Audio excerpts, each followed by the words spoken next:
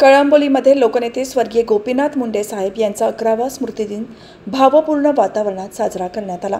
या निमित्ताने विविध कार्यक्रमांचे आयोजन करण्यात आले होते। यामध्ये सेक्टर 4 येथील स्वामी समर्थ मंदिरात जय भगवान युवा प्रतिष्ठान यांच्या वतीने रक्तदान शिबिर आयोजित करण्यात आले होते। कामोठे येथील स्वस्तिक ब्लड बँकेने या शिबिरात सहभाग घेतला असून अनेक रक्तदात्यांनी उत्स्फूर्तपणे रक्तदान केले।